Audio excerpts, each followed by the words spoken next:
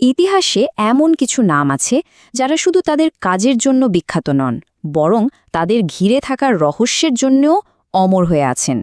Leonardo da Vinci নামটা শুনলেই কেমন একটা রহস্যের গন্ধ পাওয়া যায়, তাই না?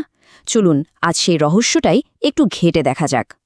আচ্ছা, শুরুতেই এই সংখ্যাটার দিকে একবার তাকান। 30.8 মিলিয়ন ডলার। যদি আজকের টাকায় হিসাব করা হয় তাহলে দাঁড়ায় প্রায় 400 কোটি টাকা। অবিশ্বাস্য হলেও সত্যি, এই বিশাল অঙ্কের টাকা খরচ করা হয়েছে 500 বছরেরও বেশি পুরনো একটা নোটবুকের জন্য। ভাবছেন তো, একটা বইয়ের দাম এত কি করে হতে পারে? এই প্রশ্নের মধ্যেই কিন্তু লুকিয়ে আছে আমাদের আজকের আলোচনার আসল রহস্য।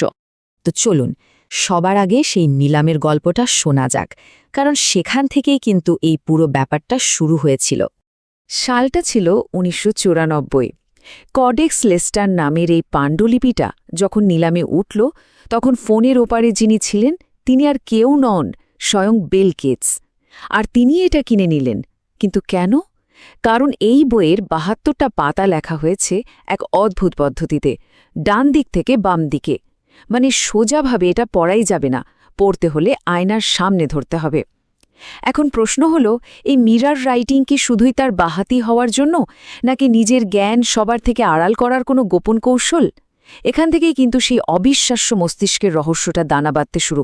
এই অদ্ভুত প্রতিভাবান মানুষটার উৎস খুঁজে বের করতে হলে আমাদের সময়টাকে পিছিয়ে নিয়ে যেতে হবে প্রায় 500 বছর আগে, ইটালির ছোট্ট একটা গ্রামে জন্ম নেওয়া এক সাধারণ ছেলের গল্পের দিকে। 1452 সালে জন্ম লিওনার্দোর, কিন্তু তার শৈশবটা মোটেও সহজ ছিল না।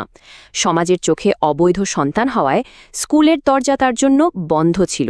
কিন্তু আসল প্রতিভা তো আর নিয়মকানুনের ধার ধারে না, তাই না? মাত্র 14 বছর বয়সে তিনি তখনকার বিখ্যাত শিল্পী আন্দ্রিয়া দেল ভেরোকিওর ওয়ার্কশপে কাজ শিখতে যান, আর কিছুদিনের মধ্যেই সবাইকে চমকে দিয়ে নিজের গুরুকেও ছাপিয়ে যান।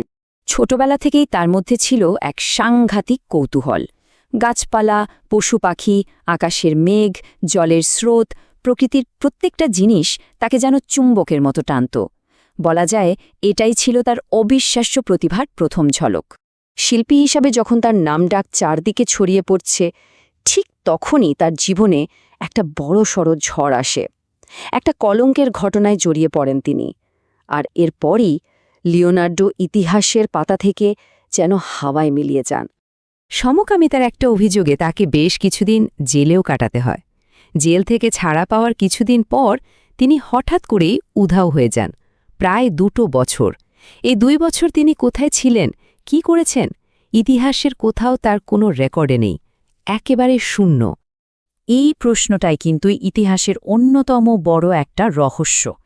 কি এমন ঘটেছিল ওই 2 বছরে যা লিওনার্দো নামের মানুষটাকে আগাগোড়া বদলে দিয়েছিল?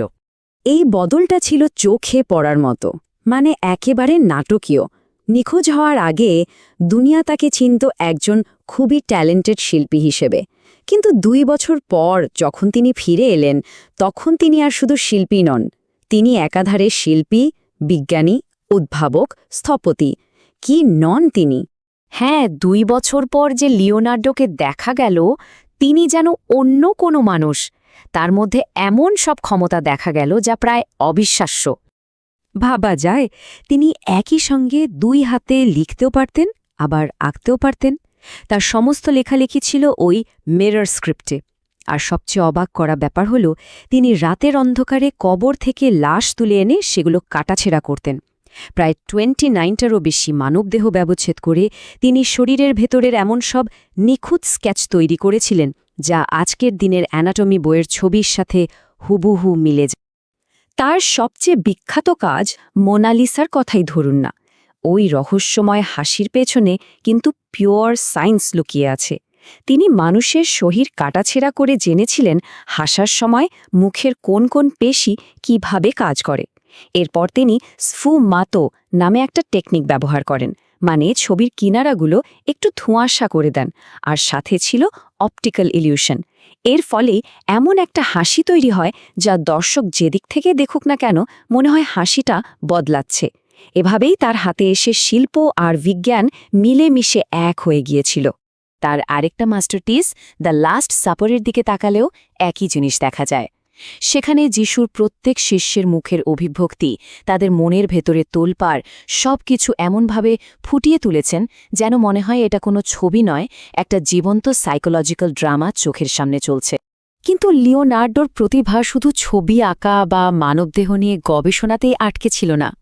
তিনি এমন সব জিনিসের নকশা করেছিলেন যা তার সময় থেকে কয়েকশো বছর এগিয়েছিল। তিনি ঘণ্টার পর ঘণ্টা পাখির ওড়া দেখতেন আর সেই দেখে প্লেনের নকশা বানিয়েছিলেন। এমনকি এরিয়াল স্ক্রু নামে একটা যন্ত্রের কথা ভেবেছিলেন, যা আসলে আজকের হেলিকপ্টারেরই আদি রূপ। যুদ্ধের জন্য বানিয়েছিলেন এক সাঁজোয়া গাড়ির ডিজাইন, যা আজকে ট্যাঙ্কের কথা মনে করিয়ে দেয়। আর সবচেয়ে অবিশ্বাস্য ব্যাপার হল, তিনি একটা যান্ত্রিক নাইট বা রোবটেরও নকশা করেছিলেন, যেটা নিজে নিজে হাত পা নাড়াতে পারত। ভাবুন তো একবার, 500 বছর আগের রোবটের কনসেপ্ট, এটা তো প্রায় কল্পনারও অতীত।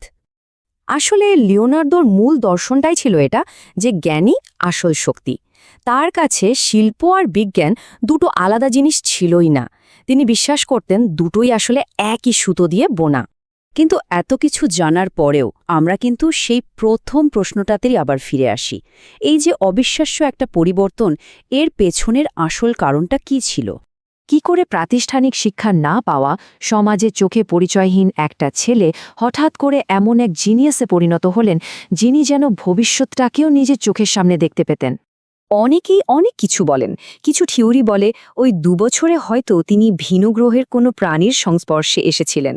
কেউ আবার বলেন তিনি হয়তো একজন টাইম ট্রাভেলার ছিলেন, যিনি ভবিষ্যৎ থেকে অতীতে এসেছিলেন।